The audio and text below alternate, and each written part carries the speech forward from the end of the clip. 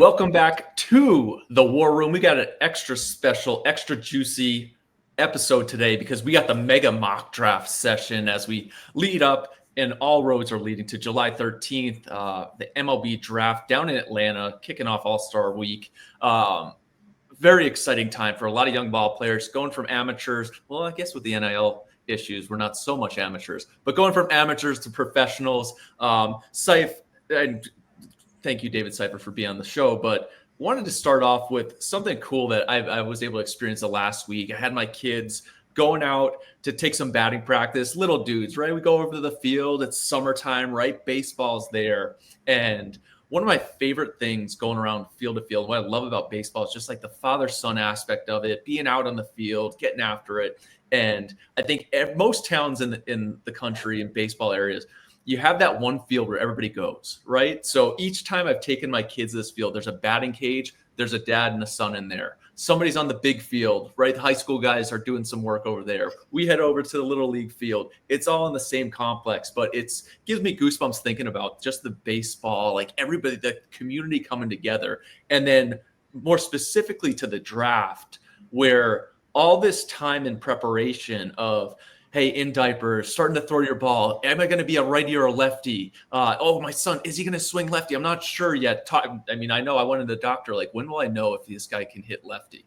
And it all kind of gets to this point for a lot of these guys. And I was thinking back to my draft process, and like, it was probably a better feeling for my dad in that moment of the selection. Like, this was so cool to see your son. I'm looking at my kids now, but really excited for all these guys throughout the draft. And Sife, I'm hopefully you have the same joy for these guys who are going to go out and be future big league all-stars and a chance to really impact the game that we love so much. Yeah, it's all similar here with a 10-year-old boy who just started to play baseball too. So I can definitely relate with everything you just spoke about. It's nothing better. So all you guys who are going off, if you are a good player, whatever it may be, pass it down. Let the next generation know that baseball is a great sport, teaches you a lot about life. But Scythe, enough with the tears from us as dads. We're flipping over to the actual mock draft. And one of the big things that we talked about and going, we put out our final draft board. So be sure to check that out. It is a big board. We talked a little bit last time about how there are more high school guys on this. Why? Because the college class is quote unquote depleted because of the kids that they lost in the early rounds from high school. You think back to Jackson Holliday would have been in this class, DeMar Johnson, Elijah Green, Drew Jones, a whole host of guys. But the mega mock draft, going through all of day one, it became a very difficult process for us, mainly because one pick throws everything off. And we talked with Jim Callis last year on this show with his mock drafts and getting a lot of information. There's so much that can happen. I think we started too early because even up till right now, you're hearing us, we were inputting new things on there. What was your experience with the mock draft? Well, I think when we thought about, like, hey, let's do the mega mock, let's do everything on day one. We're like, yes, that's a great idea, right? And then it gets closer and closer to becoming due. And you're like, ooh, that's a pretty big exercise, but totally fun nonetheless. And then the second thing that I came across is our draft board, as we've explained many times, we rank them how we like them, right? Mocks are supposed to be how they're going to be picked, right? So we differ. We differ more than once, more than twice, because we scout them ourselves and we take pride in what we do.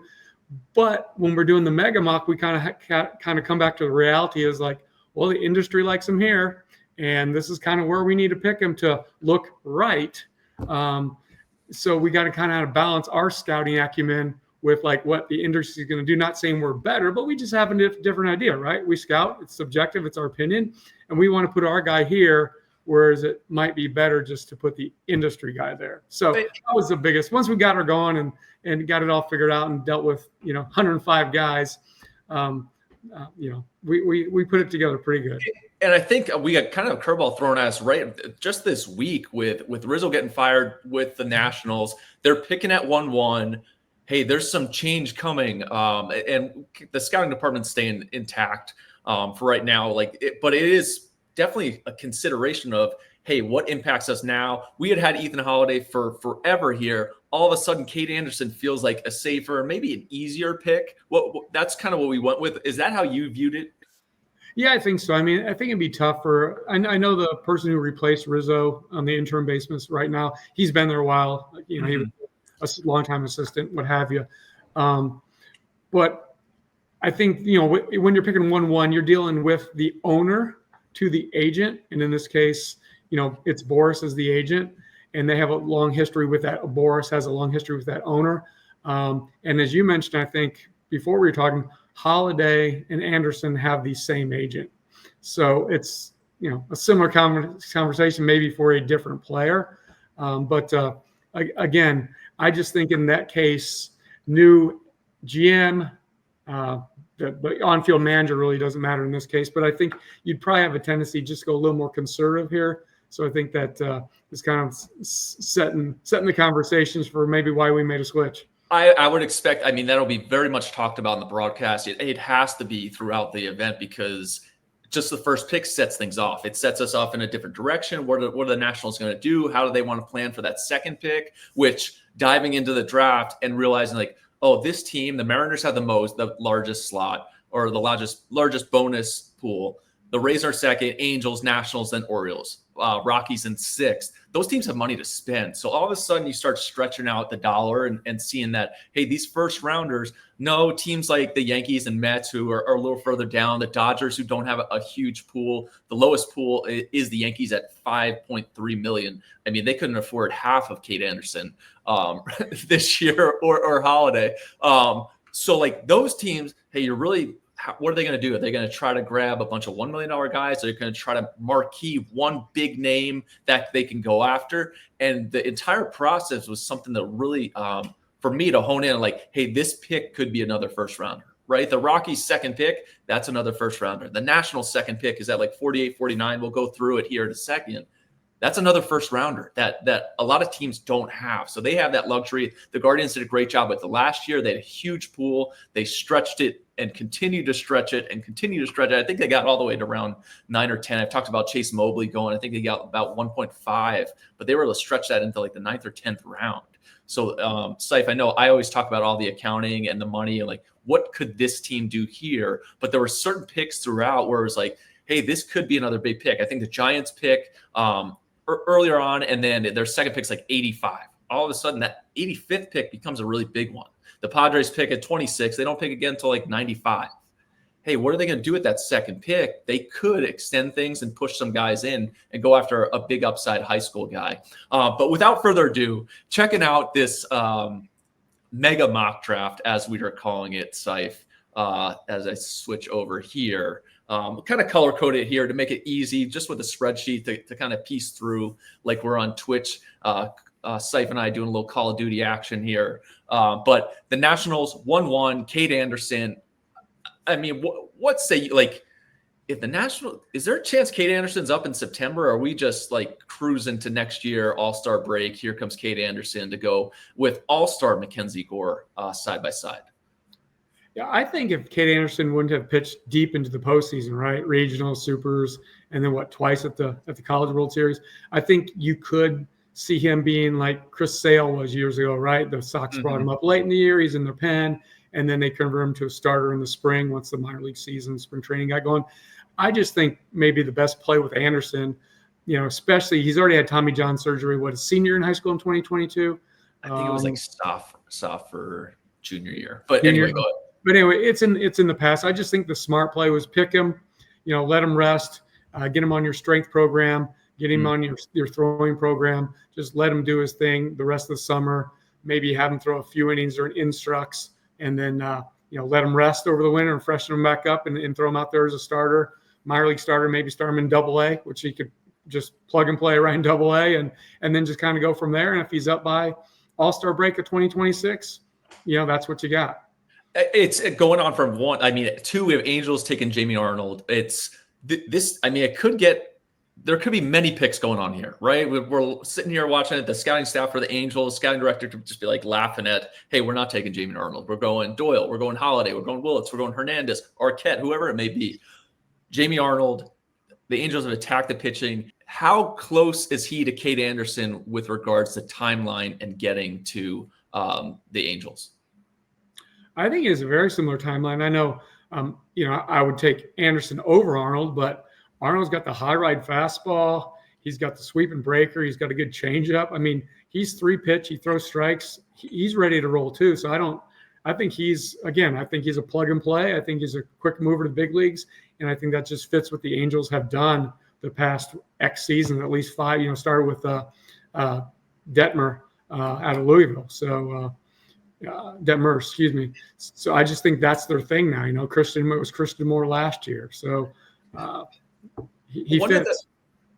Liam Doyle is probably Liam Doyle at 3 of the Mariners have not seen much of that yet. One of the reasons why I had this here is going through the full Mariners slot picks, and it felt like, hey, we can get this bigger arm up front because the high school class has that depth. We'll be able to utilize those second 2 picks, which they've done a great job internally with their high school bats recently. And we flip over to the actual picks of the Mariners. One of the reasons in going after Doyle at 1 was the fact that you can get a guy like Gavin Feen, Brady Ebel, 35 and 57, right? That's a right-handed bat. That's a left-handed bat. Guys who can really come in, high school guys that you can groom, but you have kind of the stability of a maybe direct to the big leagues type guy like Doyle there. And then you get a nice upside piece like Gabe Davis at 91, who, Seif, I know you like or loved a lot last summer. It was kind of up and down with Oklahoma State. You're kind of grabbing a ton of value for a guy that may have slipped through for an organization that has done a really good job with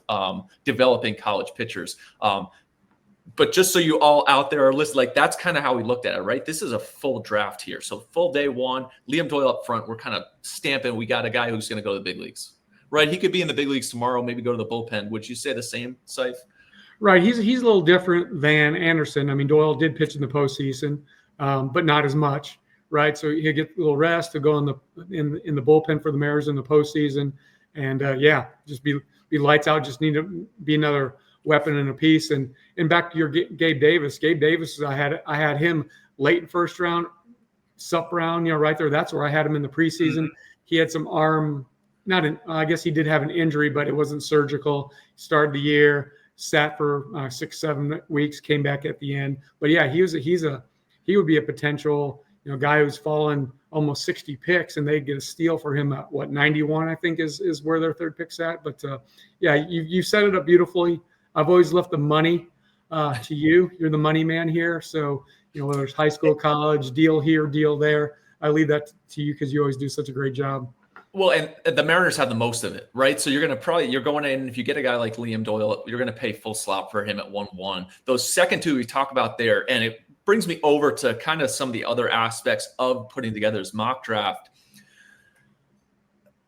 All the guys in the top 30 for our high school class are not going to sign. There's probably a few that are not going to even be selected. And going through, you take them off the board, and all of a sudden, hey, wow, these shortstops are so good. There's 10 to 15 first round value guys on here. If 10 sign, the top 10 sign, number 11 becomes the top shortstop on campus. And guess what?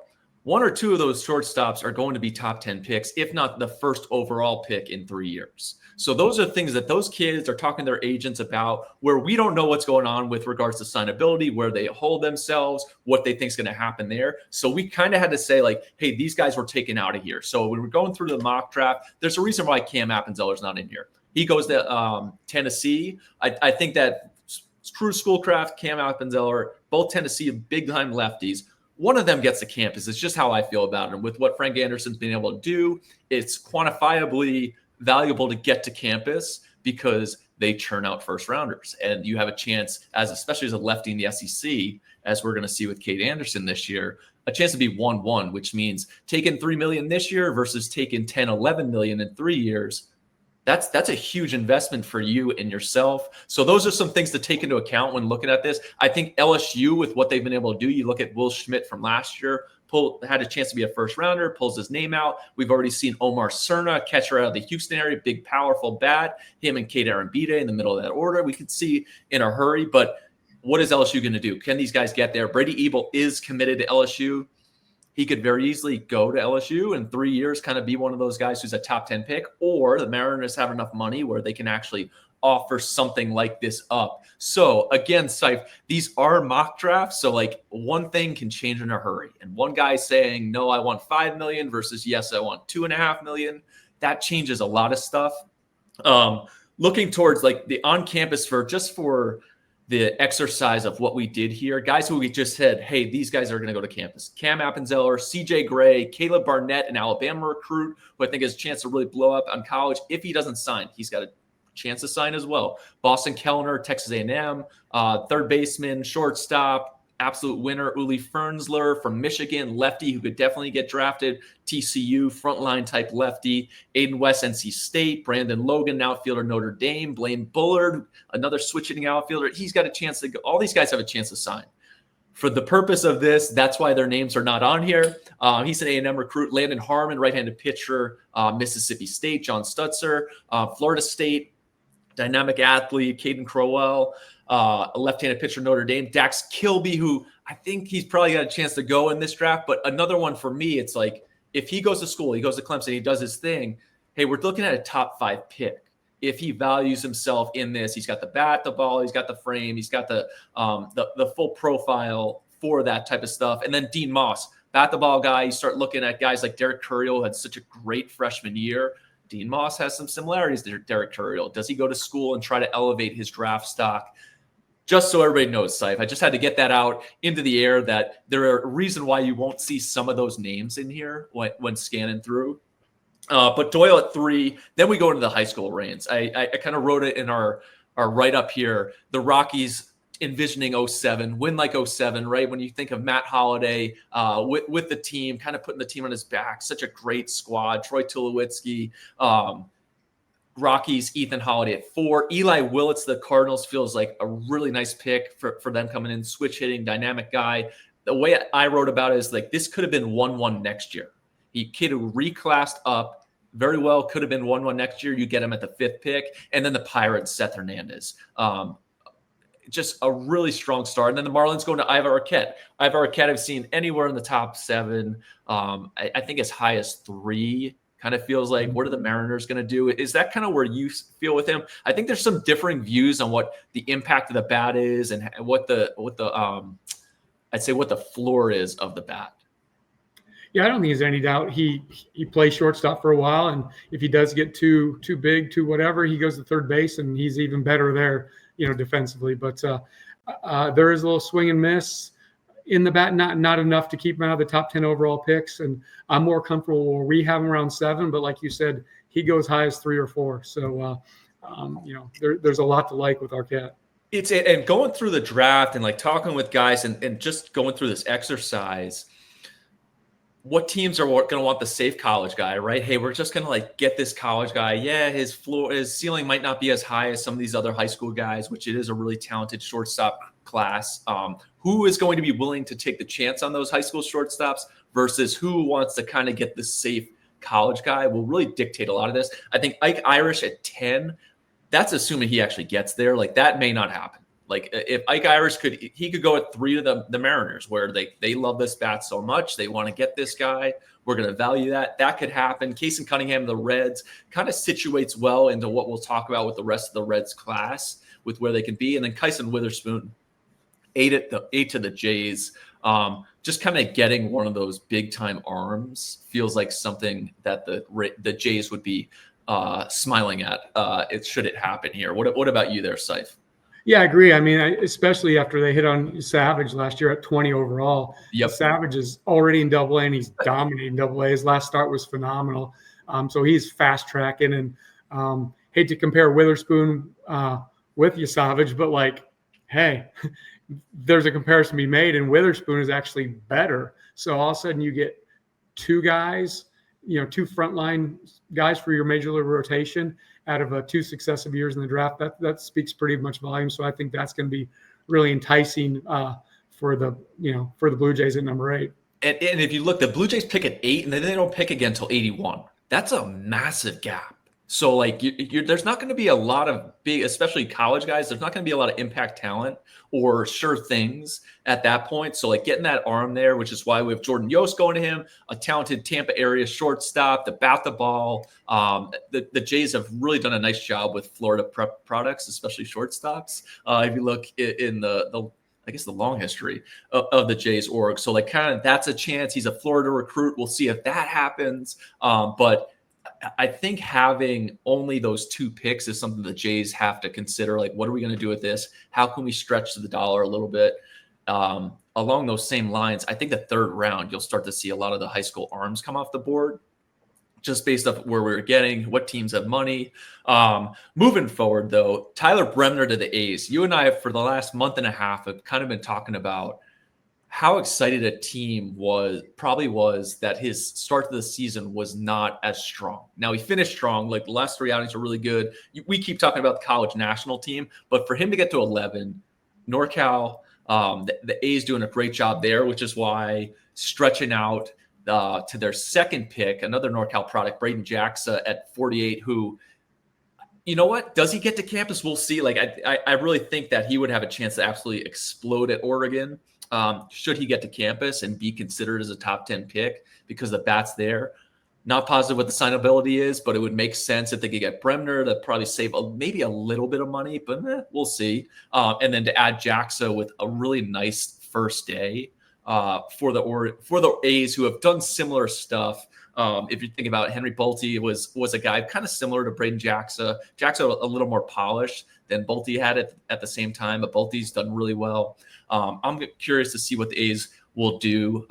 They've laid a nice foundation of young guys with their first picks the last few years, including an all-star. If you look at Jacob Wilson, I mean, shoot, Kurtz falls to them. He looks like he's a superstar.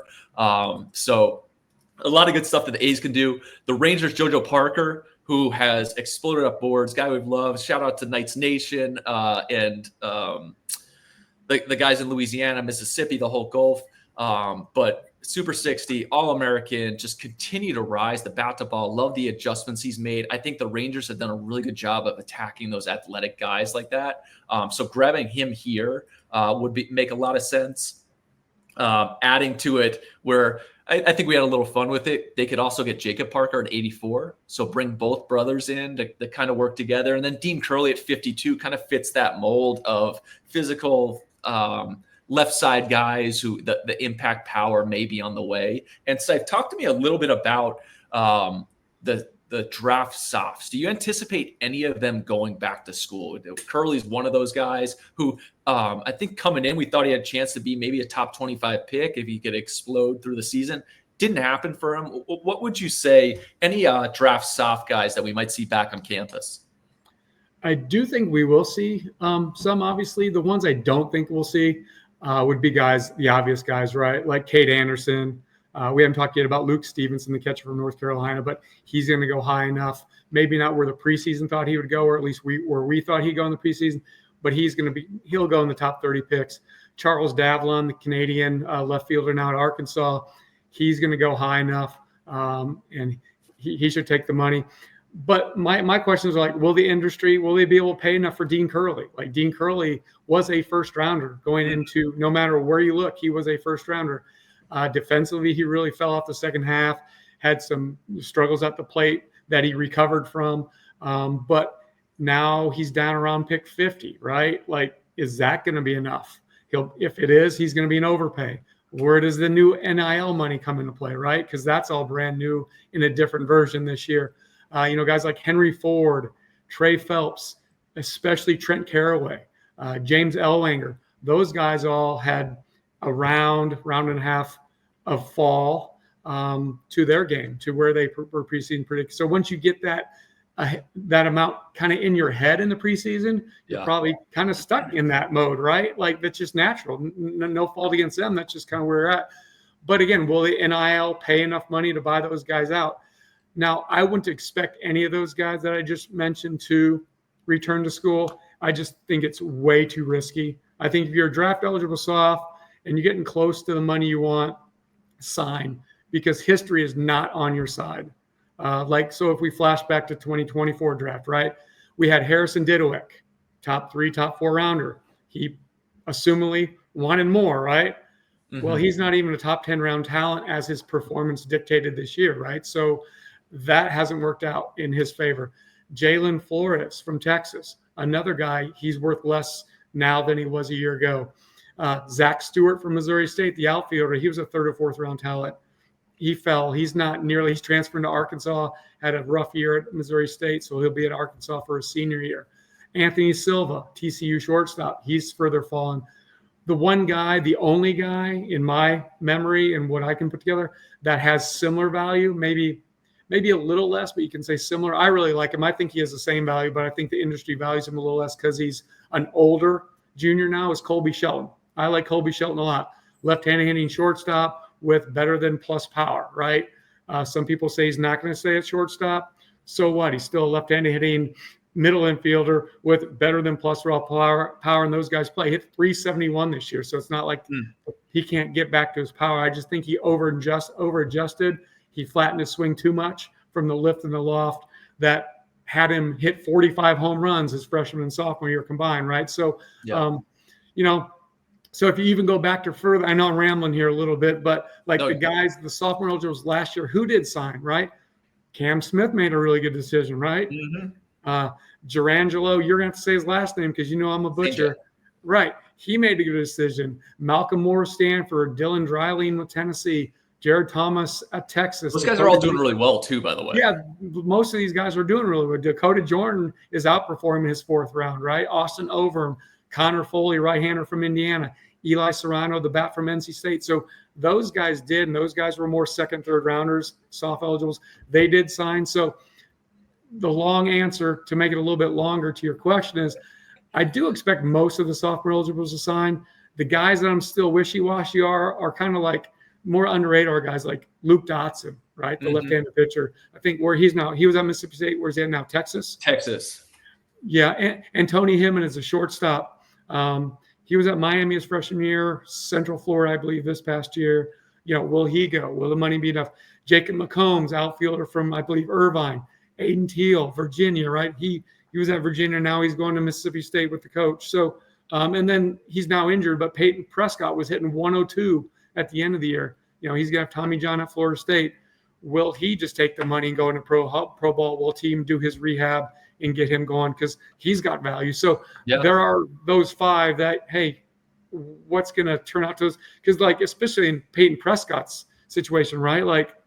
He's much better off as not throwing for a year as a pro than as a 3rd year college. So when do you think he would come in? His class. When does he come into play? Because if he was a 7-figure guy and then he goes out and unfortunate what happened to him out in Corvallis in that last appearance, all of a sudden you're a team are you looking like a 4th, 5th round? How high do you have to go to I'm going to grab this guy before somebody else? I would think 3rd, 4th. He's in the same boat as Cam Leiter, right? Similar boats there. So for me, Peyton Prescott 3rd round, obviously for a big discount, 4th round maybe for full, but you got to get the guy if you like the guy. So you do what you do. But all those guys are, those last 5 I mentioned, those are kind of more up in the air guys. But the other guys above that, I'm hoping those guys sign because the history is not good not signing. For sure, going to pick 13, Aloy, it fits with the Giants. The Rays kind of at 14, I was talking to somebody 14, 15, hey, the draft kind of gets started. We're going to start seeing some stuff, and even the Rangers to an extent they're at 12. But Carlson to the Rays, they really hit on Carson Williams. Carlson, kind of similar defender to Carson Williams, who is outstanding. As the power continues to show, Carlson could certainly go higher here. I know, Seif, how much you like him. Nyans, this is probably high for Nyans, but you look at what Roman Anthony has done. He's the number 1 prospect in baseball. He's already up. Nyans has some similarities to Roman Anthony. If not, he's the infield version. You add that to that potent lineup that they've built and kind of lay the foundation. I am well on the record of the last 5-6 years how much I've loved the Red Sox drafts and what they've done, mainly because they've gone after these high school bats. The Twins, Cubs, D-backs. This is where we get after it, Seif. What are the Twins and Cubs going to do? We go Devin Taylor to the Twins, Gavin Keelan to the Cubs, but I was asking you, like, do the Cubs come in, potentially go Riley Quick, a guy who has this slider similar to what the kid from Oklahoma is doing so well for them? Oh my gosh. Shoot, Seif. What's the kid's name? Cade Horton. So Cade Horton, who had differing splits, was dominant against righties. They built him into obviously a big league starter. Do they go after an arm here? But Devin Taylor at 16 to the Twins. Tell us about Taylor and Keelan and why ultimately we're like, this is who these guys are going to take. Well, I think Devin Taylor, I mean, he's like the hit doctor to me, right? For all 3 years at Indiana, he's hit. I know they're using different bats now than they used when Kyle Schwarber was in Indiana, but Taylor homered many more times, I think 7 more times than Schwarber did over a 3-year career in Hoosierland. So, again, he's always hit. His makeup for me is off the charts. He's one of the very few guys that was in the Cape last summer, went to the USA CNT, played that, and went back to the Cape and finished his season in the Cape. So I think that speaks loads to his makeup. He's got plenty of raw juice. He's average-ish defender with a below-average arm, but like left field, he's totally fine. There's no problem there. But I think his bat is like James Tibbs. James Tibbs in Double-A hitting 285 right now, fast track. That sucks. Yeah, and I actually prefer Devin Taylor over Tibbs, but they're both similar, just college bats, right? Okay. Tibbs is right field, has a better arm, but go down that road. But if the Twins don't take Taylor, they probably take Killen, right? Like there's a lot to like there too. It's a middle infielder, it's a college middle infielder, potential quick riser. He's always hit super high contact rate. There's average to above average raw power in there. I saw, and I know he slumped a bit after his injury he had, but man, I just love the guy. I don't think I ever saw him take just a bad swing. He always just seems to be on the pitch. I love how he swings. I love his approach. I love everything about him. So, I mean, you could even flip those picks, but in this area of the draft, like you said, you just get one off, it just throws it all off. I can see the Cubs stepping up and taking Gage Wood, who we have at 19 going the Orioles. The Cubs are an arm or two short in their pen and their starting rotation, but you could shove Gage Wood in there in the Cubs bullpen, and that pushes somebody else forward.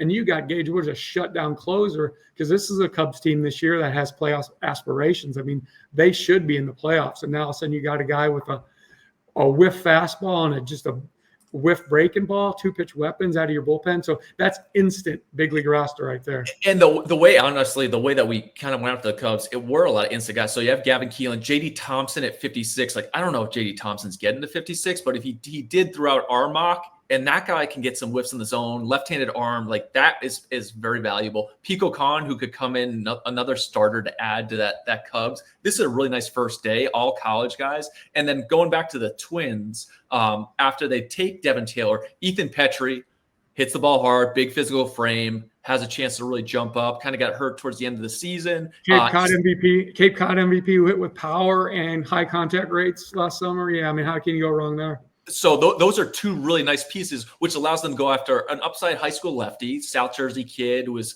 super 60 standout, 94 to 96 at times, big 3,000 plus breaker. He has a chance to continue to get better. The Twins took Chase Petty back in 21 out of South Jersey, and then Easton Carmichael, another nice pick out of Oklahoma, another guy who hits the ball really hard. Yeah, if you want to flip back up to that Cubs for me. For sure. I will say, just like your Yankee bias, I got a Cub bias. So like, At the end of day one, if the Cubs got those 3 guys, I think they'd be elated. But they may have a high school, infielder in there somewhere if they don't get Killen. But that'd be a pretty solid day one, I think, for the Cubbies. Yeah, and I think JD Thompson is another guy, like going through this list, like, hey, he could go here, he could go there. This is a piece that, hey, if we got JD Thompson in the second round, wherever we would get him as an org, we're excited about this pick. There's a lot of value in there. So be ready if you're watching the draft. Once we get to that Twins pick, it'll kind of dictate a lot that's going to happen. I do think there's going to be a second first round. Picks 28 through 50, the first round is reamping up, right? Yeah. That we're going to get past the first round. We're going to supplemental second. There's money to be had here. There's a lot of picks. There's going to be a lot of first rounders coming off the board. Don't pay too much attention to the actual round and pick number. Let's take a peek at how much money these guys are getting. But the D-backs went with Steele Hall, and the Diamondbacks have done such a great job like especially recently. If it helps when you get Corbin Carroll and he just dominates the scene. But those undersized as new 6'4", right? The bat to ball, the impact guys, Steelhawk can really run. Another reclass up. So you're looking at last year, you're getting an 18 potential guy who could have been a top 10 pick next year. So that's kind of where we went with the D-backs here. You talked about Gage Wood to the Orioles. His pick at 19 here to the Orioles makes sense with what we're doing with those next two picks. And I'll kind of flip over to that. Tell me a little bit about Gage Wood, because he's another wild card. We talked about Cade Horton, who kind of exploded his second half back in that run for Oklahoma before becoming a top 10 pick. You were a huge Gage Wood fan last summer. Tell me a little bit more about him as I flip over to check out the teams. Yeah, last summer and last fall, I couldn't understand why this guy wasn't getting more than third round love. Like, I realize he's 6 foot, right? I realize he's kind of hidden in the Arkansas rotation at that time, right? Like, who isn't though? They got arm after arm after arm. So, but I think the world saw, or at least the United States saw, like who this guy is with his no hitter at the College World Series, right? So 19 strikeouts, probably the most dominant performance in the history of the College World Series. But it's a super whiff, mid to upper 90s. Riding fastball, and he's got the downer breaking ball, and he's aggressive. He's a bulldog. He's 80 makeup on the bump. I mean, it's just a guy. He did battle shoulder issues a little bit, this spring, and I believe a little bit in the past as well. I think that's why it scares off some teams from taking him. He's a top 10 round talent.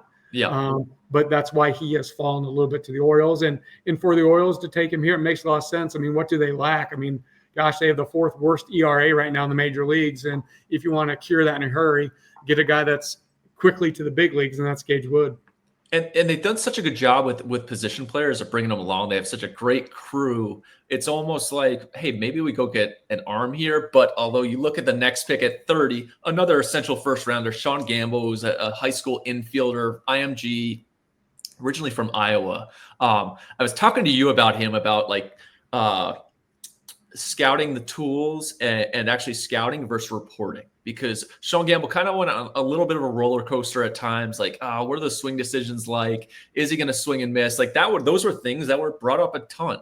But when he hits the ball, he hits it hard. And when I got to see him back in February down there, I thought the adjustments he had made, I'm just watching the swing mechanics. I'm like, I love everything about this.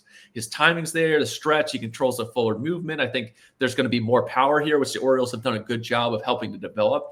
Getting him at 30, you're essentially saying, like, this is another first-round pick. They pair it up with Ethan Conrad, who got hurt, unfortunately, for Wake Forest, or else we might be talking about him higher. Those are huge picks. And then you ended up with J.D. Middleton, Joseph Zerua, and Mason White, especially Middleton, Zerua. You add them to Wood. Those are 3 big-time college arms that you can develop, right? Yeah, and that's what the Orioles need. They have a ton of picks. This is the year to do it, to rebuild their pitching. But you don't want. I don't think you just go all pitching like Atlanta Braves have done the last 3 years in a row, because then you get an organization not just at the major league level who's not hitting the ball as well as they had, but like every one of their minor league affiliates is struggling too. So I just don't think you overdo it in any one direction for consecutive drafts. But the Orioles have so many picks, they can balance it out, get quick to the big league guys like Gage Wood. Middleton should as well with his stuff. And Zerua, just a huge fan of him. He doesn't have the broad shoulders of Mark Mulder, and he's more a changeup guy than Mulder's curveball, but that's the type of guy we're talking about. Zerwa's from Michigan State, just like obviously Mark Mulder was. But yeah, they have a very balanced draft. You got some upside there with Ethan Conrad, 2 very good years at Marist, a great summer last year in the Cape. Only had 21 games at Wake Forest this year due to a labrum injury. But, man, there's some immense upside there as well. And he's a multi-position guy as well. And I think maybe because of the I don't know what the medical is, but like, do you save a little bit there where you can stretch it into a guy like Mason White, who kind of fits the Orioles mold? Like, there is some swing and miss, but there's some exciting athleticism and upside. What can we do with that? I just understand your system, your PD, what we can produce, what we've done. How do we build value into our prospects? The Orioles have done a great job. I think that they have a chance to go into this draft and really make an impact to what the future is going to be for them there in the vicious AL East that continues to get better and better every day, especially with the Red Sox, what they're doing. But moving on even further beyond the Orioles to the Brewers, Astros, Braves. this is again where we have some fun, right? The Brewers kind of getting that high floor guy in Merrick Houston. Hey, this is here. We have a chance. They've done a really nice job with Cooper Pratt, who's in Double-A and doing a great job from the high school ranks. Now we have a guy like Merrick Houston who come in, can really defend. Where does he play? Jace Lavalette, though, I want to talk to you about with the Astros, right? Houston area kid. It's an easy headline grab, right, for Jace to stay with Houston. But I think getting a potential 1-1 coming in the season this late in the first round, there is some value there. Now the swing and miss, I'm sure the Astros will be diving into a lot of metrics, but what can we do with that? Is it too good to pass up? What were your thoughts with the Astros and us going with him at 21? I just think it makes sense. I mean, this is a guy who's supposed to be 1-1 last year, right? Or going into the season. I'm not, obviously he's got the power. He's got 70, 80 raw juice. He's a 6'4", 250-pound guy, 6'5", 240, whichever direction you want to go, that plays center field and can stay in center field. So, I mean, just write that. If your center fielder is hitting 30 home runs a year, 40 home runs a year, you have a big advantage over everybody else. However, he's had some injuries this year, played with a broken hamate, batted with a broken hamate a day after he had surgery. I mean, so that speaks to his makeup. Mm-hmm. But his swing miss is such a concern. So that's why in our mock, he's at 21. Like if the swing miss wasn't there, you're talking 1-1, right? That's where we had him. But It still is there. It's going to take some development to get it out.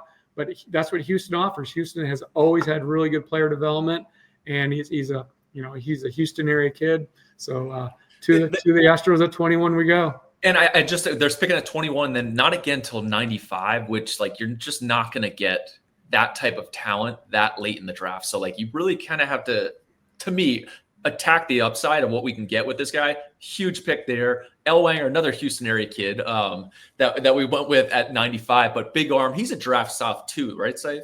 Correct. Yep. He was a big-time name coming out of high school, kind of blew up late, had a great year. I think they won the state title. He pitched, honestly, from January till mid-June because that's how deep Texas goes high school-wise. But a huge arm that you could hit on. Didn't have the explosive slam-dunk first-round year, but it's definitely a ton of talent and upside and something that the Astros have been able to work with. What else would you have in Elwanger that got him to this point? Yeah, I think you said it all. I think the reason he's not higher than this, because, when you throw 100, you have a breaking ball, right? Your stuff can be electric. I think that what holds him back is just, consistent strike throwing. Mm-hmm. And I think there are some maybe longer-term injury concerns, in his arm.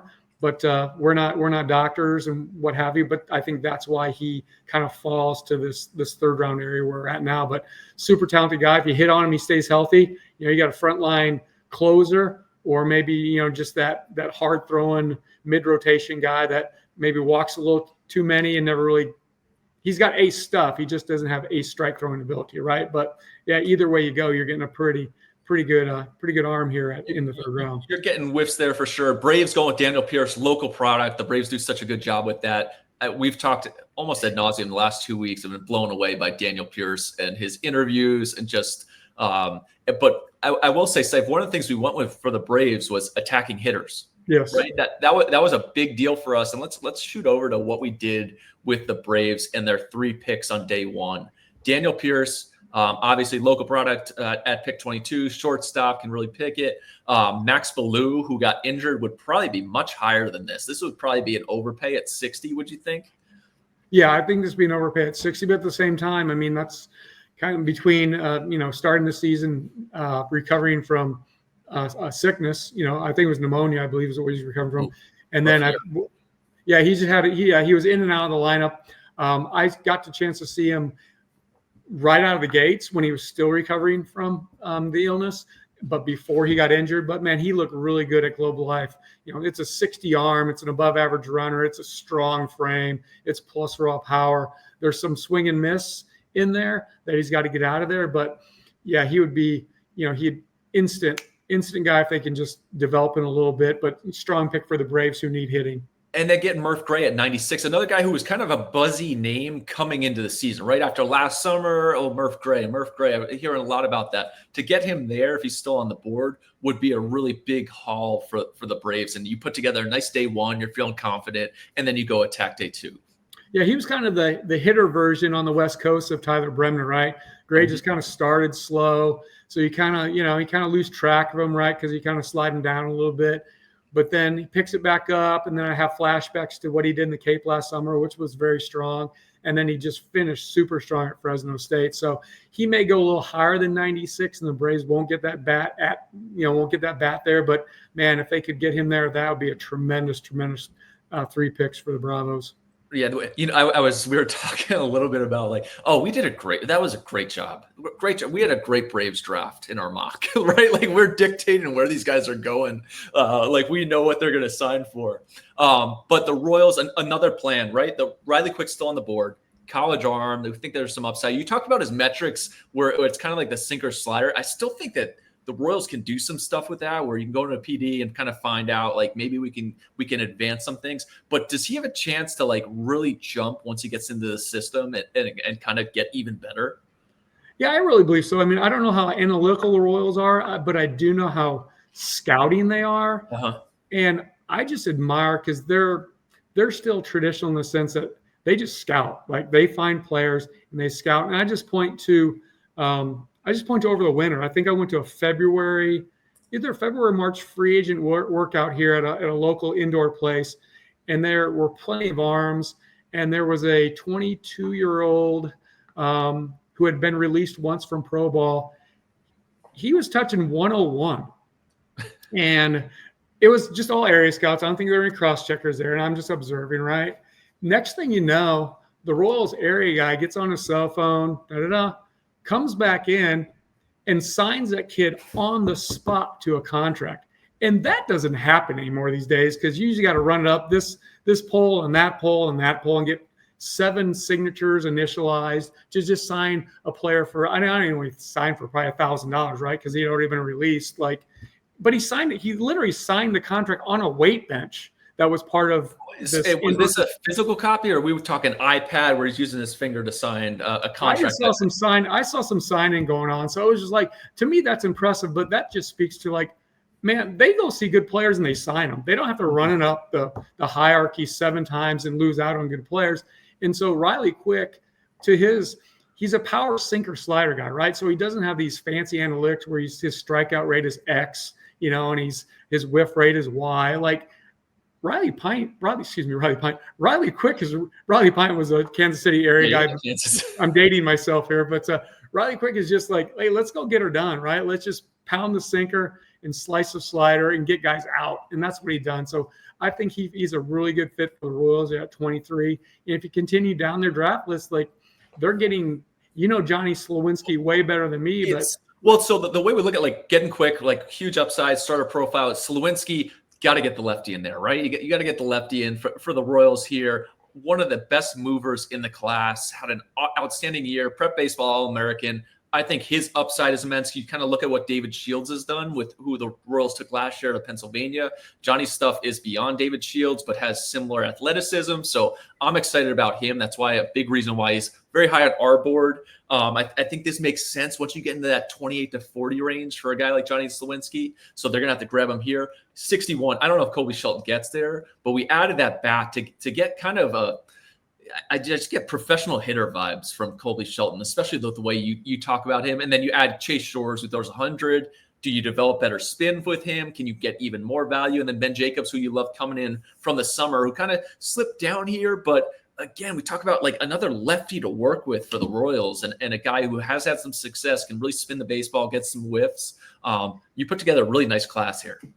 Yeah, 61 Shelton, I think he's going to be there. I mean, like he's rated a 4th-ish rounder, maybe even 5th-ish rounder by a lot of other places. And they get their info from cross-checkers, from scouting directors, right? They're not like making this up. They get that information. They put them in their spreadsheet, just like we get our information with our own eyes and use the scouting industry's information that we get, from our friends.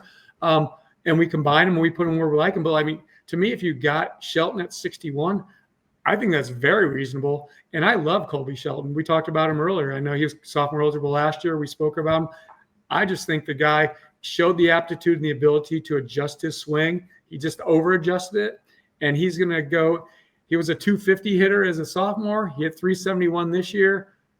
He had 25 home runs, only like 9 this year. He's going to find balance. He's going to find balance in it to be a 300 hitter with, 20 home runs. I just think he can do it. Sike, do you think you could even flip those guys? So if Shelton went at 71 and Shores went at 61, is that a potential deal too? Maybe you could. It's just hard. It's easy to talk about, harder to do. But like even Chase Shores, Chase Shores, he throws 102 and was at his best late in the season as a closer for LSU. He certainly was not his best the first, 6-8 weeks when he was a starter. So he is a closer. You are getting a closer. How high do you want to take that closer, right? Typically it's end of 2, early 3. So 71 might be a little early for that. But I think it'd be a great pick at 71. Again, they're scouting the player. They're not like relying on a bunch of mumbo jumbo they may have a good analytics department, but that's not the first thing they put their eyes on. So here is where at 24 to the Tigers, there was a lot that could happen. And the way we kind of went after it, now the Tigers don't have quite as much money to spend. They're at nearly 11 million, which is a good chunk of change, but it's not the 17 that the Mariners are working with. Jack Bauer is the most polarizing, intriguing prospect in this class, right? He's doing something on the mound this spring that's we've never seen in high school from left side, 102, 103, spin. If you click on a guy if he clicks and continues to grab the helium that he's grabbed over the last 5-6 months, and it's only if you're just scraping the surface with that, we'll be looking back and laughing that this guy did not go in the top 3 picks. Right? Like, how does that guy get there? If he was throwing 102, and in hindsight, you're going to look back and be like, how in the world did we let this guy get to here? So I think if he's around at 24, that's a question the Tigers may have to ask. Like, let's try to hit on the huge upside. Skubal, we'll see what's going to happen with him. It's going to be a free agent this summer or at the end of the season. We'll see what happens there. But also adding in Zach Root, Arkansas lefty, at 34, who had a big season, one of the better arms in the class. You bring in an SEC guy who's really done it. Davilon, let's just hang out at Arkansas, a guy who can really hit for them. They love to do the bats. But the last 2 seasons, grabbing a guy like Max Clark, Kevin McGonigal, Bryce Rayner, a lot of high school bats that the Tigers have shifted over towards and have had success with. Clark and McGonigal are off to incredible starts. I know Rayner's banged up, but was doing really well. This year, pivoting over, hey, the huge upside guy is Jack Bauer. Now, we'll see what happens with that. It did also throw in Michael Oliveto, a Long Island bat. So sticking to those high school bats that they could really develop. We'll see what happens there because he is committed to Yale, Seif. I don't know if we've ever seen an Ivy League commit sign out of high school. Has it ever happened? I'm sure it has. I don't have the name, but it has to happen, right? Everything's happened. We'll see. And Michael Winters is another kid from Kansas, right-hander who committed Dartmouth. He's got a shot to go, which I think probably more in that 3rd round, early day too. But the upside of grabbing a guy like Bauer, I don't think the Tigers are scared. They've shown it, right? Max Clark and McGonigal especially got after it. Rayner, they know what they're doing. They do a great job scouting. But lefties who throw 102 simply do not grow on trees. And a guy who is a slider and changeup, and he's 6'4", 6'5", I think to get that value at 24, you got to attack that. Yeah, and with the Tigers, I don't think they should be afraid to take Bauer there because look, if they're following our mock, look who we just put behind him, Zach Root. That's pretty. That's low risk. That's a big league starter right there with his arsenal and stuff. Yep. He's a lefty up to 97. He's got a breaking ball and a changeup. Like he's tough. Swing this changeup. I'm sorry. And he's tough. Yeah, he's tough. He's aggressive. I just think the Motown vibes he's going to put out there with his confidence. I think he's an instant hit there in Detroit. And then behind him, Charles Davilon may not have the huge ceiling and have the huge impact, but he's probably going to be a big leaguer. He's got a high floor. He's a high contact ability guy. He's got some pop. He's an average outfielder with a below average arm, but he's a left fielder. Just set him out there and let him be. So to balance it out with a Bauer at the top, you hit on Bauer with a Root and a Davlin behind him, I just think that's smart business because your portfolio is kind of diverse. And even if Bauer doesn't turn out, at least you still have 2 big leaguers, and one's probably in your major league rotation when you determine like, okay, Bauer didn't work, but we got Root, right? He's been in our rotation for a year already. So I like their draft. It gives you time to allow Bauer to grow, right?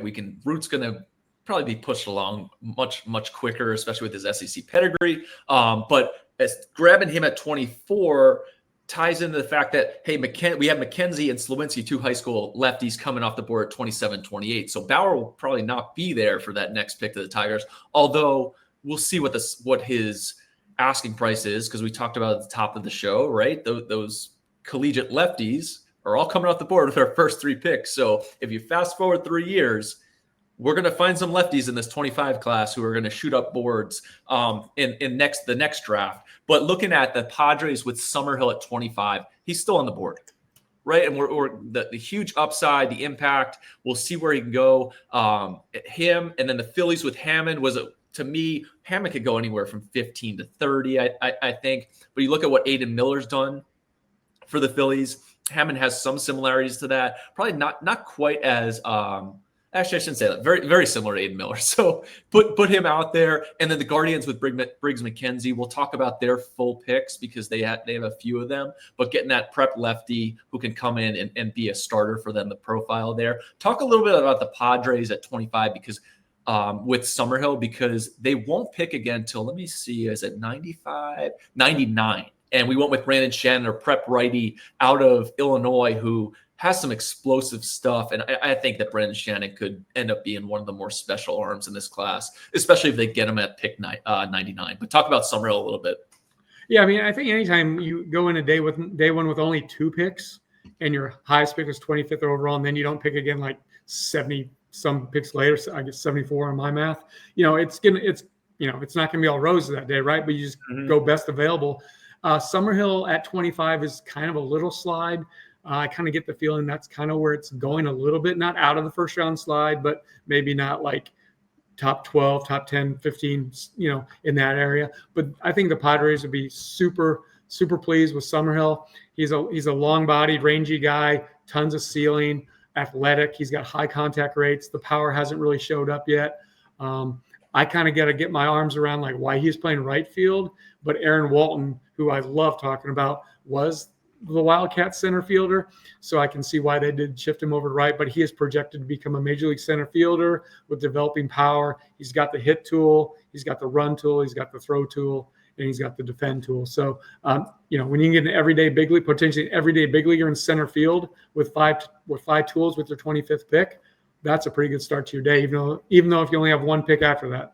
I think potentially getting maybe a little haircut on Summerhill I think it's like 3.6 at that pick at 25, getting him down closer to 3, if not 2.7.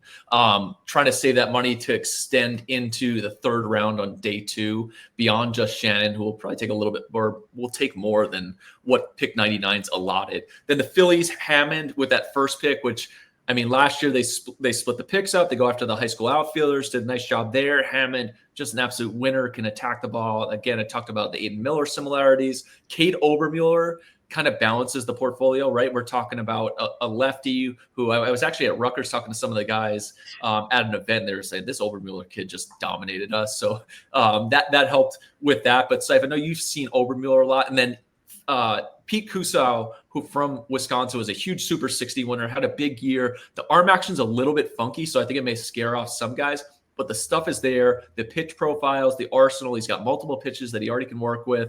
It's big time stuff. Good athlete, comes from a good family of athletes.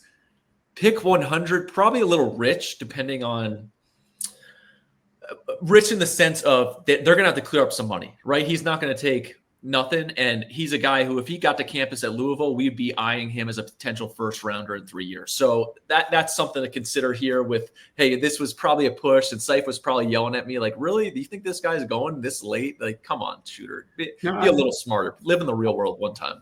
I just think, Obermuller at 63 is kind of where we tried to balance. And not like I don't like Obermuller. I just see him like he's a sure reliever. I've seen him a lot, right, over the years. and I see reliever. 63 overall. You're hoping you can turn that guy into a starter, right? But he does have a unicorn fastball. I'll give it that. And he's got a nasty slider when he locates it, when he snaps it off correctly.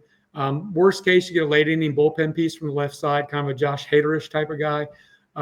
But again, just kind of back to my point being is like, for us, he's probably a little bit lower. He's probably more of a third, maybe early fourth round guy, but he's not going to be there. So that's why we pushed him up into 63 overall. Before I shift over, we'll go back to some of these picks as you're looking along here for the teams that have multiples. I wanted to wrap up a lot of the teams' first picks, right? Because the Mets, Yankees, and Dodgers kind of dropped down because I think it was a luxury tax deal. Not positive. Don't quote me on that. I should know that answer. But the Mets taking Nicky Becker, high school shortstop from New Jersey, who I had a chance to see a couple weeks ago work out. And I had seen him during the spring. He had a huge summer, kind of impacted the national scene. Guys loved him, directors, everybody did a great job in the circuit. Swung and missed a little bit in my week, but the biggest thing that I walked away was like, this kid's crazy athletic. And he's like 6'4", 215 Seifert. It's brother Eric we'll talk about on the show as we introduce the 26 class as probably a first rounder. But he could really run. He was 4-1 in every ground ball he hit. I was just from the right side going 4-1 down the line, exploding out of the gate when I got to see him in the workout. It's power profile, but the explosive athleticism, I think that's something that the Mets, you're essentially getting a first rounder and taking him away from his Virginia commit. But I think that's a huge upside guy, even beyond Colin Houck. If you look at what the Mets took him a few years ago, Becker's probably a better athlete, which is saying a lot because Houck was a 4-star quarterback and could do a lot. Becker really moves well, but it is a powerful profile. I kind of call him the Jersey Cooper Pratt. And he's even a better, probably not as polished as Pratt, but probably a higher upside just because of the power impact for him. The Yankees going with Marcus Phillips, where they took all his arms last year. You got a triple-digit heater. What can they do with Marcus Phillips to potentially generate more whiffs in the zone? And you talk about the unicorn fastball. He does not have the unicorn fastball right now, but can we manipulate some stuff and get him on the same track of what all those arms that they brought in? And then Luke Stevenson, we finally see his name here, the Dodgers' first pick, right? Kind of the Dodgers done a nice job with catching prospects, although Luke Stevenson did not go to Louisville, which is where the Dodgers usually hang out with the Cardinals there. And then adding Josh Owens, a Tennessee prepster who we talked about, he's in the Appy League, hitting like close to 300. You saw him pitch. I saw him pitch. he can do it a two-way. There's lots of work. I'm a huge Josh Owens guy. I think he's only getting better and scratching the surface. He was the biggest, I don't even want to call him a sleeper. It's like, who the heck is this kid last year? Watch him at USA and then continuing to get better. He's kind of, if you're looking and really wanted to put kind of the moniker on, but he's this year's Evan Carter. Right. So who is this guy from Eastern Tennessee? What is this? Hey, he's got a chance to really explode from there. So those are to wrap up every team's first pick before shifting over to what else we did in the draft. We'll kind of go in alphabetical order here, Seif, if you're cool with that. It just helps with my obviously my simple brain was trying to color profile these teams. You go wherever we need to go. I'm here for it. What are we going to do with the Angels? Obviously, we're going to attack pitching because we keep attacking pitching with that Angels system. Grabbing Jamie Arnold, who kind of feels like the really high floor, right? This guy's going to pitch in the big leagues. Starter profile. He's got the stuff there. AJ Russell. Why did we go with AJ Russell at 47 for them? What was the big selling point for him? Well, I think just to the Angels, what they want. They want quick to the big league guys. And if AJ Russell continues in good health, he's been on and off, throughout his career. But if he just has good health, he is a quick to the big league guy. They had a little bit of success with Ben Joyce a few years ago in the third round. AJ Russell in the second. AJ Russell's just better. I mean, he could potentially be a starter because there is strike throwing for sure there. But in this also overwhelming stuff, if we weren't speaking about Gage Wood having the best fastball in college baseball, AJ Russell's top 5. He just needs to stay healthy. So that's why we put him there, quick to the big leagues. Aaron Walton at 79, personal favorite. He may not go this tall, but again, I'm weighing the industry, weighing what I like. I think the guy's going to get his due. And if you're the Angels, how do you not like a 6'3", 220-pound right center fielder? it may remind you of somebody already there in place. I'm not saying he is Mike Trout. I'm just saying he looks like him. And Aaron Walton does have tools. Like, it's not just make believe.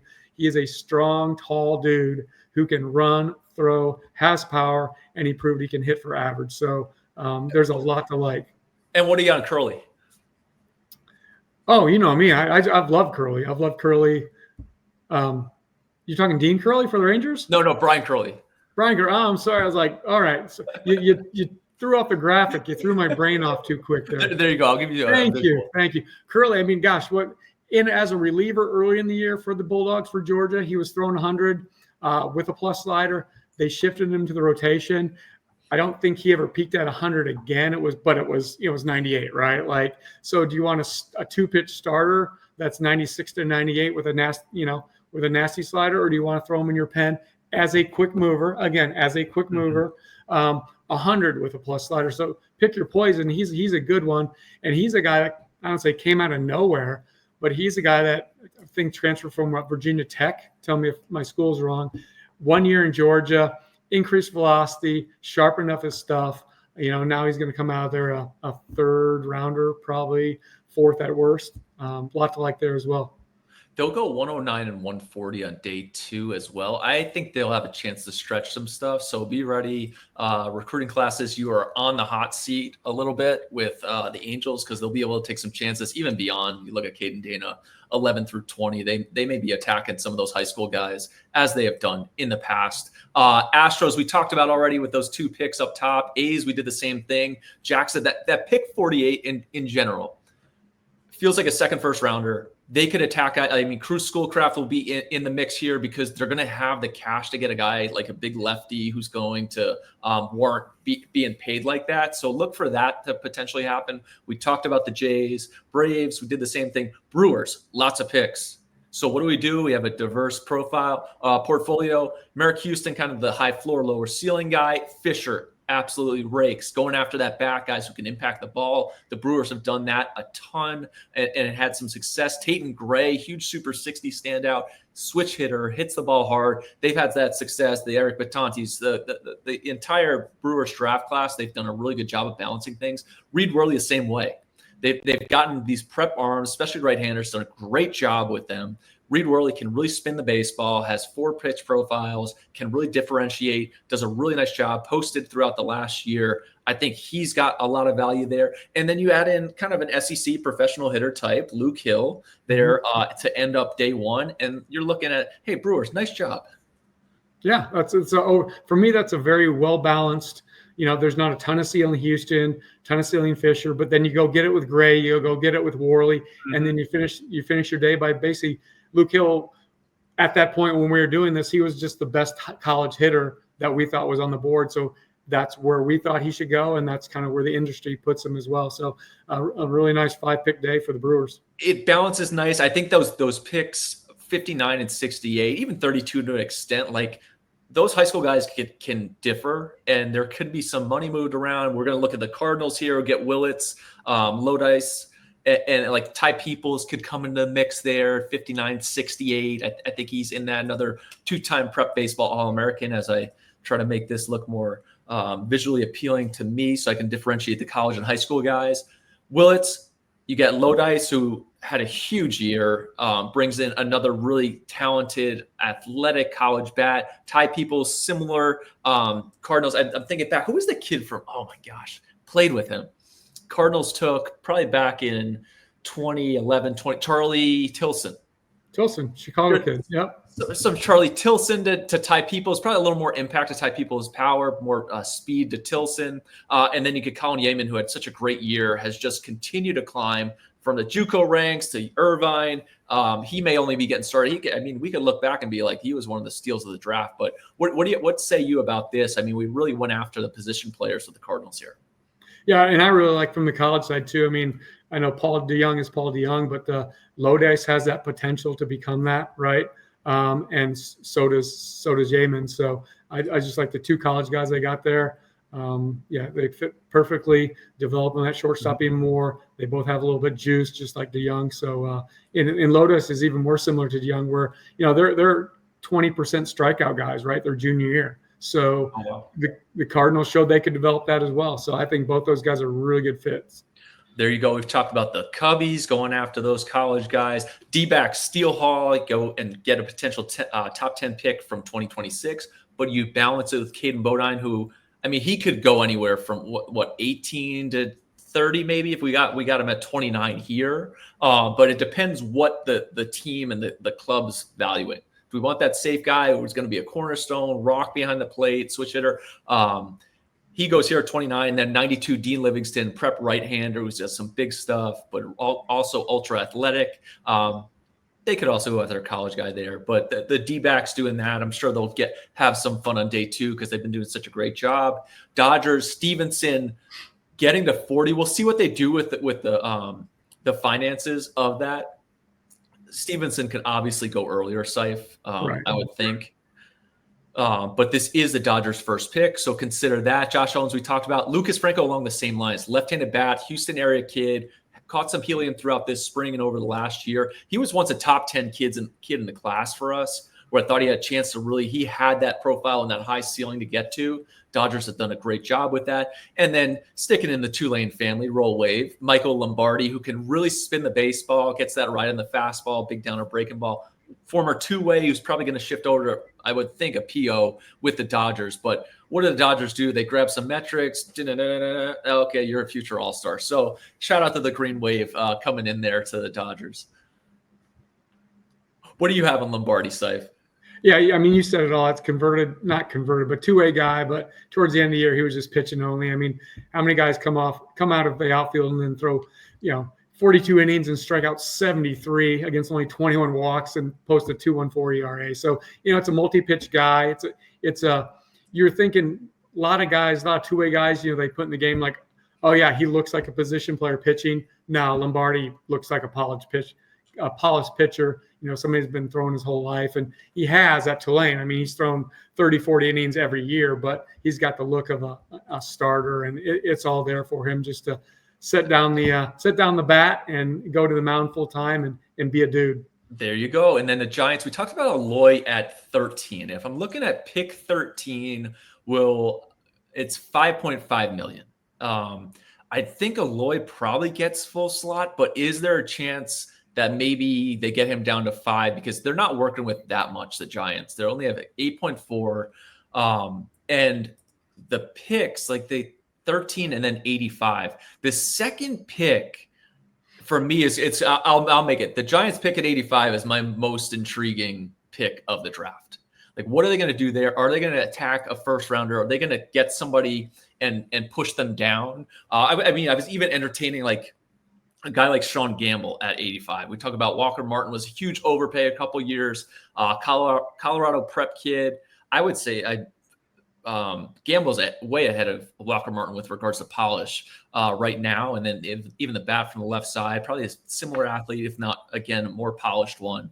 But this pick at 85 feels like it could be another first rounder, even though we're sifting further down. Matthew Fisher, prep righty, kind of your neck of the woods in Evansville and Indiana. But do they work with him here? What is his signability? What is his asking price? He's committed to IU, former quarterback.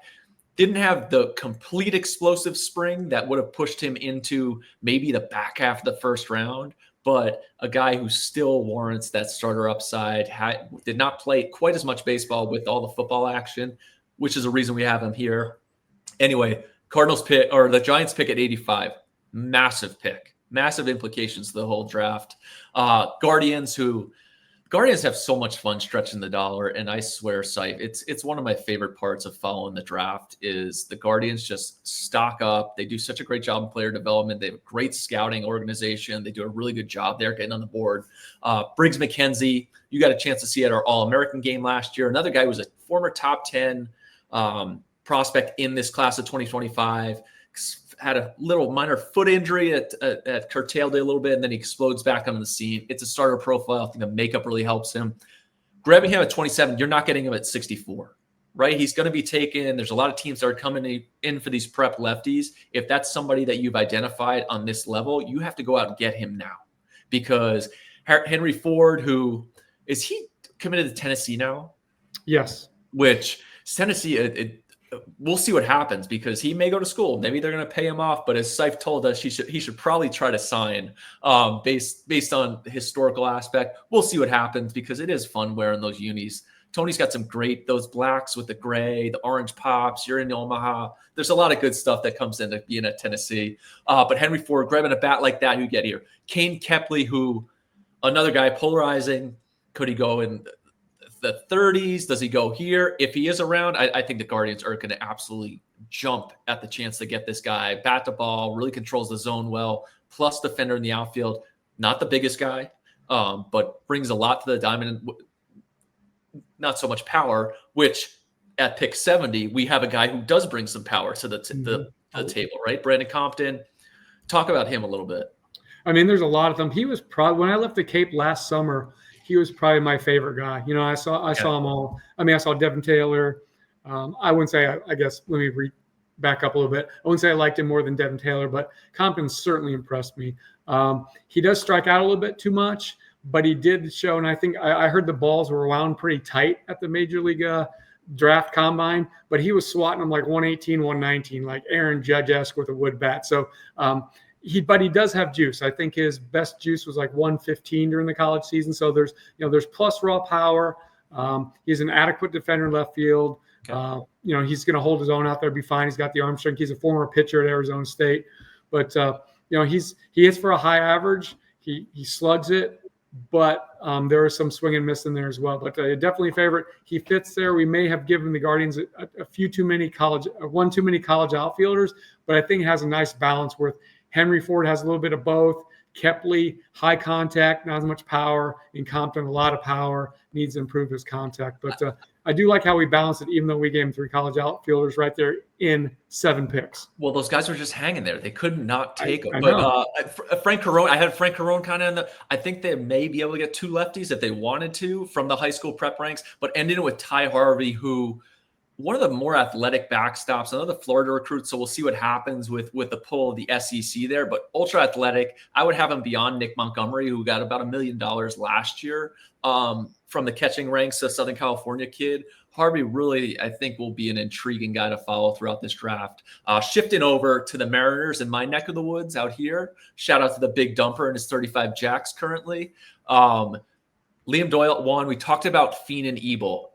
Again, Fiend could go, I would think, anywhere from 20 to about 35, 38. He's in that mix, a really polished right-handed bat with some impact who produced in all stops. He's going to make scouting directors feel warm and fuzzy about where his upside is.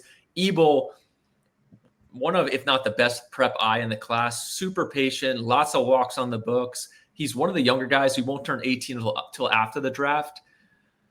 He's an LSU recruit. And we talked about this at the top of this show. We'll see what happens with regards to that poll because he could easily go to campus, and we're looking at 3 years from now. He's performed in the SEC, Seif. You know what that means. That's open the pay get the getting paid out because you're paying a guy like that. So crazier things have happened, and Jay Johnson has done such a great job at LSU and drawing the interest, and we could see what happens. But there is pro pedigree. We'll see what happens there. We talked about Gabe Davis shifting over to the Marlins. Ivar Arquette at 1. Slater DeBrun from out my way. Undersized is a new 6'4". This guy, you're kind of hoping, can he be what impact center fielder? But the bat the ball's there, right? The bat the ball and the speed, the game has shifted towards that. So I think there is some value. He could go higher than this depending on what an organization values. But the next 2 picks, Danny Dickinson, we get a lot of PNW guys here. Arquette, PNW, DeBrun, PNW, Dickinson, PNW.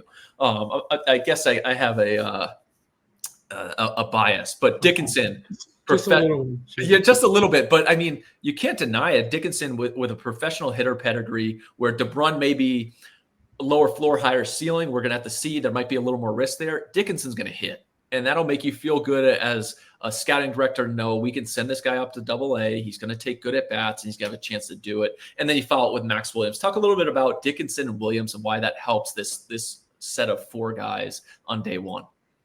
Dickinson just has a really well-rounded tool package. I mean, he's a 50 or 55 in everything he does. I know he's going to be a second baseman. He could go back to third where he played at Utah Valley as a sophomore.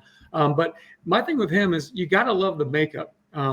You look at him, he's got the earrings, he's got the long hair. He's kind of got, they're your PNW shooter. I was waiting for you to say it. Or whatever here, but I think I got that one for you originally, so I'll throw God. that one back at you. But the thing I really liked about him is he played with a broken hamate throughout regionals, super regionals, and the World Series. It was never mentioned by anybody until after the World Series, after they'd won it. He was shifted. That's hockey toughness, Seif. Yeah, that's what I mean. It's like he didn't want to use it as a crutch. I know LSU didn't want to give out that as part of their scouting report. They just dropped him in the lineup. And you kind of want to like, hey, why is the 340 hitter hitting 7th and 8th, right? So, but yeah, it wasn't. He didn't use it as a crutch. And after everything's done, Dickinson played with a broken hamate throughout the postseason. I mean, tip of the cap right there, right? Who does that? I know Lavallee came back from one the day after. I get it, but we got all these tough guys. But Dickinson is certainly another one of those. So no, just a great player. And then Max Williams, I think that's a good fit for him. I know the Marlins like big physical players. At least one of their main advisors. He's just all in on physical players. And look what I don't love Max Williams' swing. I didn't like Cam Smith's swing. I would not have taken Cam Smith where the Cubs took him last year, but I was wrong, right? Like that was a great pick. It was probably a worse trade. It was a great pick and a worse trade, even though you got Kyle Tucker, as it's turned out. But I'm gonna stop you there. I'm gonna stop you there just to like reemphasize that positioning of our board, because it is important of why we put it out there with the evaluated talent. You talk about Cam Smith. They crushed it, right? The Cubs did a great job. They evaluated and they dominated. This is where he was. They outperformed. And that's why we're not trying to find out where they're going and try to, because now we can look back and say, like, what a great job they did. Stellar. Yeah. And to my point, just like, I didn't care for his swing. It was just super stiff. He's super strong, so he makes it work, but it was super stiff. And he had struck out a ton his freshman year, made the adjustment his sophomore year. I just didn't truly believe in it where I was comfortable, but the Cubs took him and they outscouted the industry on that one. And then Max Williams, I'm not in love with his swing, but again, Florida State make the adjustment with the swing and they get a steal at 78. It's a center fielder with plus power. There aren't a lot of guys like that. Now we talk about Nick Becker for the Mets with their first picks, which doesn't come till 38. Their second pick doesn't come till 102. We go with Nate Snead. What do we got on Nate Snead? Nate Snead, I put him there. I just think he's a good fit. I mean, they struck gold. The Mets struck gold with Brandon Sproat, 2 years ago? Yeah, 2 years ago in the second round. Snead's a third round. I think it's an appropriate place to get him. I'm not sure. There's not a whole lot of like 102 mile per hour arms at 102, right? So I just gave them the best pitcher available, and the similarity with Sproat. Sproat was a first rounder going in, second rounder coming out. They've developed the best out of him, and here's another one for the Mets PD to take over and go get him, develop him, and get him to the big leagues. Do you think he could start? Because I'm thinking of like Clay Holmes. The Yankees signed Clay Holmes from the Yankees. He's had a nice year. And he was a reliever with the Yankees the whole time. They bring him over. Now they're able to develop some stuff. Could they do the same with Nate Snead? And then we're looking back like, how did this guy get to 102? Yeah, I mean, I think you got to, polish up the control or give him some more life to the fastball. It's right now he's got to pitch to the edge, right? He's got to be fine on the edges with 100. So he's got to develop a little bit more life and keep that control. But the slider's really got to come around. It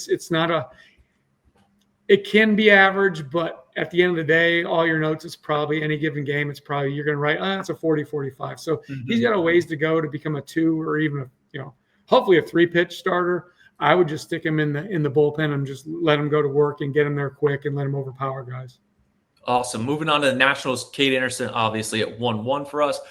But then balancing with a pair of prep position players to send off together. Jaden Fauske, one of the best bats in the class, real good understanding of the strike zone. The power is going to continue to come. He will shift to the outfield, I'm sure. Left-handed hitter. Coy James is the interesting one at 80. What kind of money can they clear up? Because it's top 40 type talent. He's committed to Ole Miss. He could easily end up on campus where you're talking about like, okay, all these other guys, I didn't get what I wanted. Now I go onto campus as one of the top guys going into the SEC. But if you compare them up here, the Nationals do have a lot of money to spend. That would be a nice package for those guys. We talked about the Orioles. talked about the Padres and Phillies, the Pirates. So going with Seth Hernandez with the first pick, who could easily be pitching in Double-A. Quentin Young, who continued to get better throughout the spring. He was one of the top prospects, I thought, in this class heading into last summer. There was some swing and miss. He's cleaned that up. Another guy who reclassed up. I think his upside's there. It's hard to find guys who can impact the ball like he can and can continue to develop. But then you balance it with a couple college guys from the Big Ten, Mitch Voigt and Corbin Dickinson. There is some excitement to those guys as well. Seif, talk about them a little bit. Yeah, the Pirates headed the Big Ten for the last 2 picks, and Voigt's just a polished college bat. He's got good contact rates. He's got power. Probably doesn't project as well to second base as he maybe does third base, but he is an infielder. He'll stay on either spot. So there's a lot to like there. But with that pick, they kind of balance out the risk a little bit. And then they shift back to Dickerson, who's a center fielder. I think he can stay there. Some other guys are iffy, but let's just say he does. You've got a well-tooled, you got a 5-tool center fielder. He may not have the biggest run. He can run, he can throw, he can defend. I think his power, his raw power is his best tool. I think it grades as 60, 65 right now. There's a lot to like with him. There is some swing and miss, but it's not like crazy bad swing and miss. It's just kind of I think the 20, 21% strikeout rate. But overall, a very well-balanced player. And again, Voigt's kind of a present now. I'm going to hit the ground running. I'll be in Double-A before you can blink.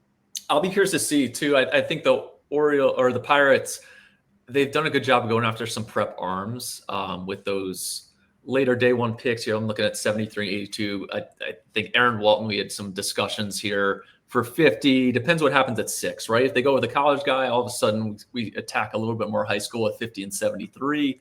I'll be curious to see what the Pirates end up doing. We talked about the Rangers already. The Rays, they have so many picks. So the 6 picks, getting Carlson earlier. Ianson, who can really spin the baseball. The Rays have done a masterful job with their pitching and really helping elevate guys.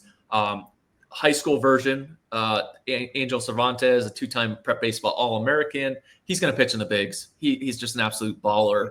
Love what his upside is. He's committed to UCLA. I still think 42 might even be low. He could be one of those guys in that like 34 to 45 range. Mason Neville, huge year at Oregon. There's some swing and miss profile, but at 53, the athleticism and the tools kind of scream getting him here. Then we're stretching the dollar, Seif. Couple prep righties. We're actually attacking some prep righties here. We are. Marcos Paz, who easily could have been a top 15 pick had he not been hurt. He was going to challenge Seth Hernandez, stretch the dollar. You're getting a huge arm there. And then Miguel Sime from Poly Prep in Brooklyn, who 100, 101. It's huge arm talent. Rays, let's get after it.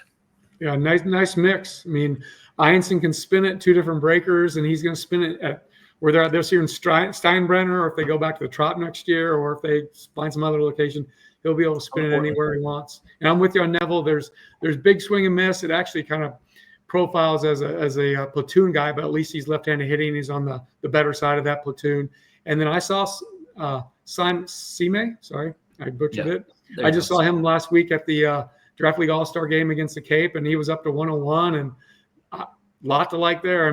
That's getting him at 86 for about $1 million would be a nice pick. He's going to LSU, so who knows? But that's a good looking guy with a good makeup from everything I saw and everything I heard last Monday at Citi Field.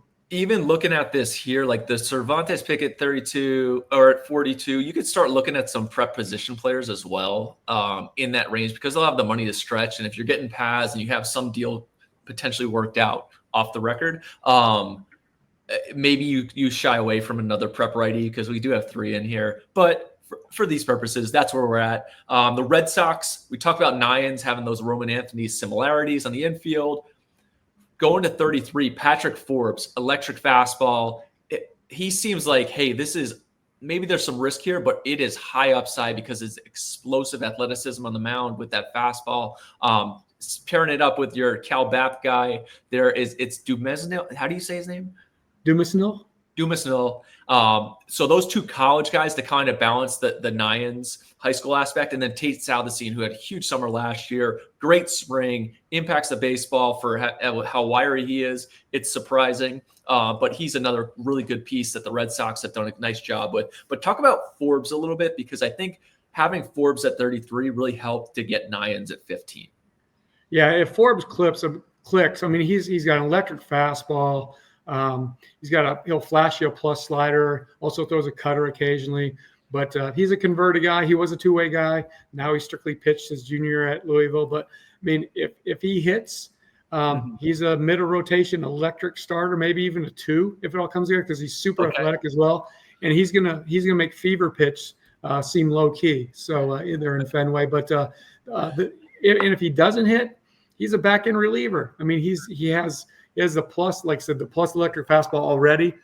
He throws enough strikes. He's got the slider on the come. And Dumasnil is the guy I really like. I think we have him valued higher than the industry. Loved him in the Cape last summer. Love his swing. He's got power. He's got 5 tools. He's a center fielder. Not a ton of swing and miss. I really like this guy.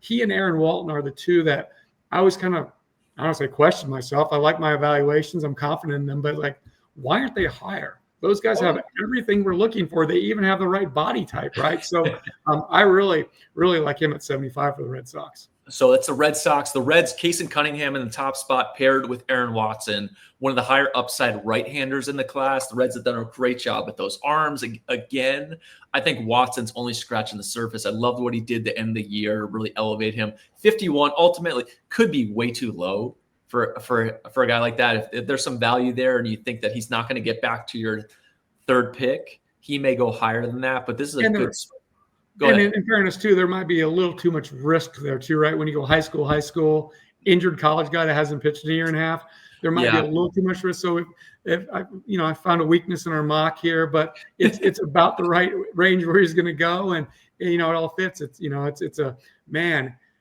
Just the things Cam Leiter did when he was a freshman healthy are amazing. If he can ever get back to that, that's a 1st-round arm. So that's what's curious to me. Like, Cam Leiter is another curious. I'm like, to get a 1st-round arm, hey, the injury, we're getting this guy. Like, I feel like we're starting to have a track record of, hey, this was huge value. We got these guys later than they should have been. And yes, the risk was more than these other teams were willing to take. But like, that's a huge pick if he gets to 83 and he becomes a 1st-round type guy. Yeah, and the Reds need to be creative to find those frontline guys more so than those, right? The Reds aren't signing, the number 1 free agent or even the number 5 free agent pitcher on the market in any given year, nor are they the bat for the most part. So they got to be creative in finding these guys, and here's just one way to find that guy. Moving on to the Rockies with Holiday at 1. Schoolcraft, again, I'm talking about, hey, this is pick 45, but this is essentially saying this is a 1st-rounder. Okay, the Rockies have a lot of money to spend. They're getting a 6'8" lefty who's been up to 97, 98. Pairing those two guys together, Holiday and Schoolcraft, especially you talk about who's willing to go, hey, the Rockies are not signing big-time pitchers to come to Colorado, right? Or I guess not since Mike Hampton. Godbout, another nice balance to the college, from the college ranks, UVA, and then Gavin Turley, Oregon State kid, who continue to get better throughout the year, cut down on that swing and miss, but it's some exciting athleticism. The Rockies done a great job with those position guys. A balanced class, but I think Holiday and Schoolcraft at the top. Like, maybe it's going out on a limb, especially after they've gone after some college guys the past couple of years. But Holiday and Schoolcraft have a chance to be a nice foundational piece for them. Royals, we talked about, another exciting class. Tigers as well. Twins, we went through. White Sox. We went after some college guys here, Saif. This is assuming, and this is a huge assumption, Ike Irish to get to 10. They would be jumping for joy there. Then you add Cam Canarella, who had a chance. I mean, some guys were mocking him 1-1 at one point a year ago.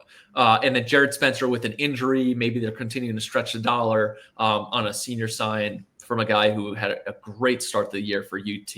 Talk about Irish and Canarella coming together to the White Sox. Yeah, Irish, obviously the Sox didn't do so hot with quick movers like, Andrew Vaughn in the past. But hey, it's the best college bat at 10.